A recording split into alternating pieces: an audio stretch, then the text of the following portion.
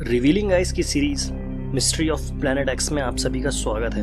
मैं हूं सौरभ। चलिए शुरू करते हैं। क्या आपने कभी सोचा है हमें किसने बनाया, हमारा जन्म कैसे हुआ, क्या हम पृथ्वी में ही पैदा हुए या किसी और ग्रह से पृथ्वी में आए?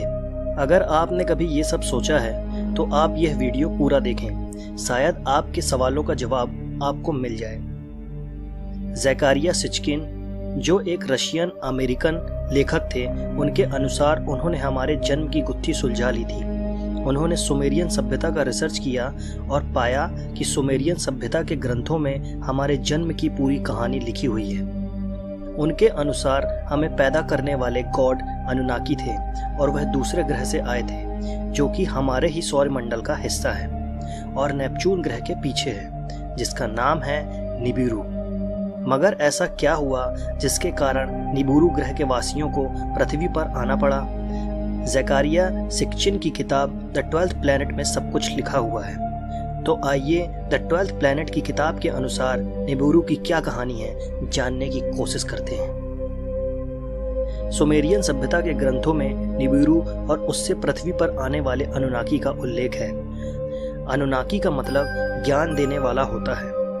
सुमेरियन सभ्यता के अनुसार अनुनाकी पृथ्वी पर हमें ज्ञान देने और हमें जीना सिखाने आते थे।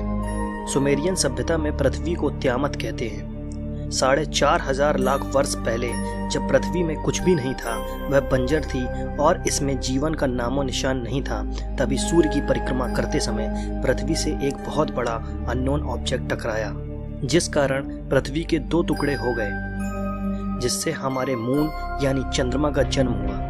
टकराया हुआ वह अननोन ऑब्जेक्ट निबिरू ग्रह था, जिससे उसकी ऑर्बिट चेंज हो गई और वह हमारे सोलर सिस्टम में कहीं दूर जाकर स्थापित हो गया और सूर्य की परिक्रमा करने लगा। इस टक्कर के कारण निबिरू की ऑर्बिट बिगड़ गई और सूर्य की परिक्रमा करने में उसे 36,000 वर्ष लगने लगे। इस बीच निबिरू में जीवन की उत्पत्ति हुई और कई सभ्यताएं विकसित होने लगी। तभी निबिरू के वासियों का विज्ञान से परिचय हो गया और उनकी सभ्यता बहुत विकसित हो गई। विज्ञान अपनी ऊंचाइयों को छू रहा था। उन्होंने कई लाख किलोमीटर उड़ने वाले अंतरिक्ष यान भी बना लिए और उनकी सभ्यता पूर्णतः विकसित हो गई। पर अचानक इस ग्रह निबिरू में उथल पुथल होने लगी, जिसके कारण एटमॉस्फेयर का बैलेंस बिगड़ गया और उनके सामने एक बहुत बड़ी समस्या खड़ी हो गई। इस समस्या से निपटने के लिए निबिरू के वैज्ञानिकों ने जीवन को बचाने के लिए एक तकनीक खोजी।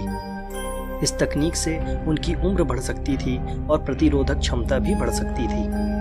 मगर इस तकनीक में बहुत मात्रा में गोल्ड यानी सोने की आवश्यकता थी और यह सोना ही उन्हें बचा सकता था।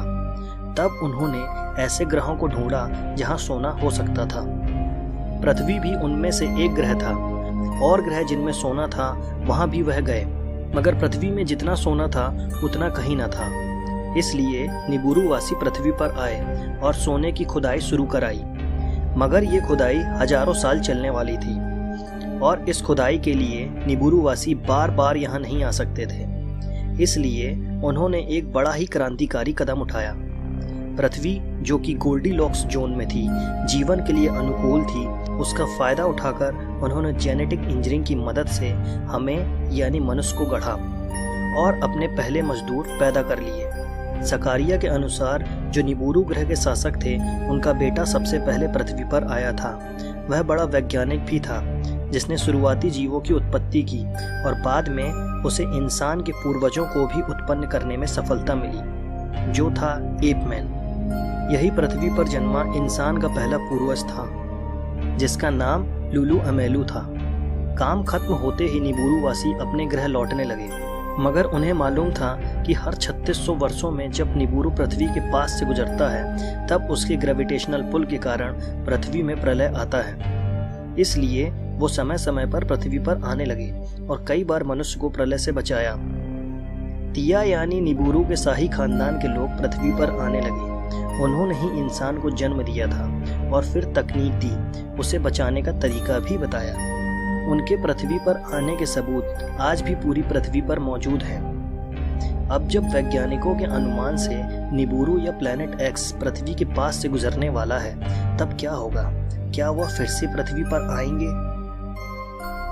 अनुनाकी और निबुरू के बारे में जानने के लिए इस सीरीज का अगला एपिसोड जरूर देखें। अगर आपको यह वीडियो पसंद आया हो तो लाइक करें, कमेंट करें, शेयर करें। इस तरह की दिलचस्प वीडियो को देखने के लिए हमारा चैनल सब्सक्राइब करें। धन्यवाद।